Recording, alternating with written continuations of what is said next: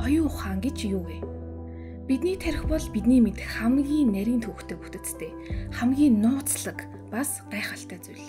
Бидний бодол, хүсэл мөрөөдөл, төсөөлөл, зүүд, мэдлэг, сэтгэл хөдлөлгээд намайг би таныг та болгож байгаа бүхэн тарихнаас эхэлтэй байдаг. Тэгвэл тарих яаж ажилтдаг вэ? Оюун ухаан яаж үүссэн юм бол бид яаж алим хараад алим өөрийгөө толинд хараад би мөн байна гэж таних байгаа юм бол гэх мэт олон асуултад хариулт хайцгаая. Ингийн тулд өнгөрснөөс эхлэе. Дэлхий дээрх ихэнх амьд амьтад хувьслын дүнд тарих мэдрэлийн системтэй болсон байдаг. Харин ургамлууд бол тарихаар биш өөр зохицуулгаар амьдардаг. Эртний хүмүүсийн тархины хөгжил ямар байсныг бид үлдээсэн уул мөрөөр нь таамаглаж болно. Хүн төрөлхтний өвөг дээдстэй холбоотой хамгийн эртний олдурууд нь 5 орчим сая жилийн өмнөх олдурууд байдаг. Тэгвэл цав хугацааны ирэхээр хүний тархины хэмжээ яаж өөрчлөгдсөнийг харцгаая. 4-5 сая жилийн өмнө оршин байсан хамгийн эртний хүний тархины хэмжээ нь ойролцоогоор 350 см3 байжээ. Энэ нь томхон жүрж эсвэл дүнгэж төрсэн хүүхдийн шиг байсан гэсэн үг. Үүнээс 2 орчим сая жил өнгөрсний дараа тархины хэмжээ нь 600 см3 буюу бараг 2 дахин томорсон байна. Амьтнаар зөвлөвөл гориллатай ижил тархины хэмжээтэй байсан гэсэн үг. Хүмүүс хоёр хөл дээрээ явдаг болсон үе буюу 200 мянгаас 2 сая жилийн өмнөх хүмүүсийн тархины хэмжээ нь дахиад 2 дахин томорч 1200 см3 орчим хэмжээтэй болсон байна. Түүнээс хойш неандерталууд болон Homo sapiens гэгдэх орчин үеийн оюун ухаанд хүний тарих ахин бага зэрэг томорч дунджаар 1400 см3 эвдэлхүүнтэй болжээ.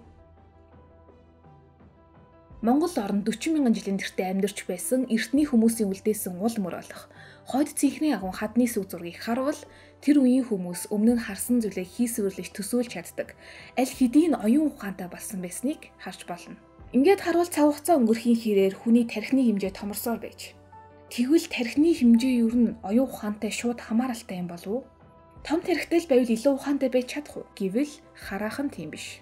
Хэрвээ тийм байсан бол халимын дэлхийн хамгийн ухаантай амьтан байх байлаа. Түүхэндээ хүний тархины хэмжээ томорсон нь хэд хэдэн шалтгаантай. Нэгдүгээрт хүний хөгжлийн явцад биеийн хэмжээ томорсноос болсон байдаг.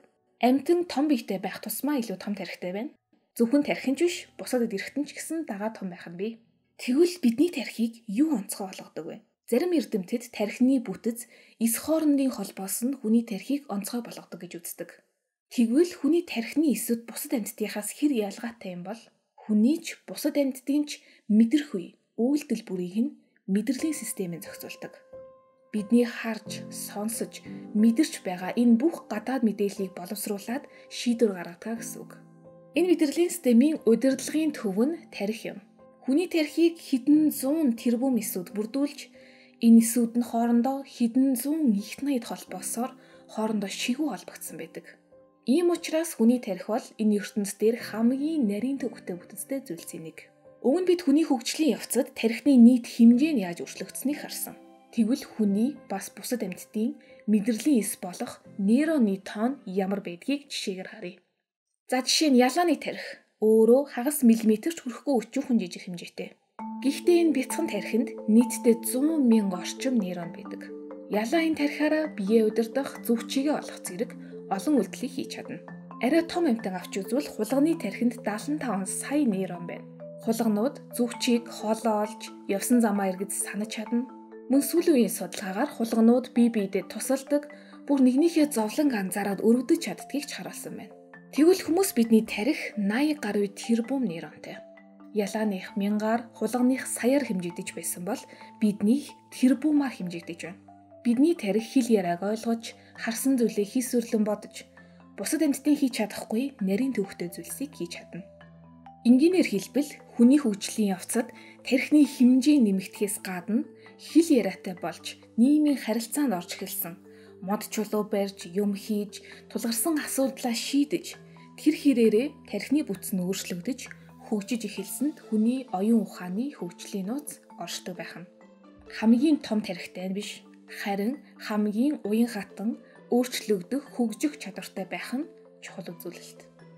Тархины талаар цаашаа ярил дээр дурдсан нейронууд бол тархийг бүрдүүлдэг цорын ганц эс биш.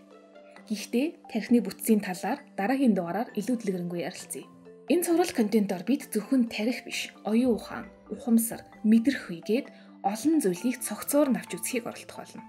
Тэгхийн тулд эхлээд оюун ухаан гэж юу вэ? Ухамсар гэж юу вэ гэдгийг тодорхойлох гээд оролдъё. Оюун ухаан гэж юу вэ гэвэл хүн бүр өөр тодорхойлолт хэлэх байх.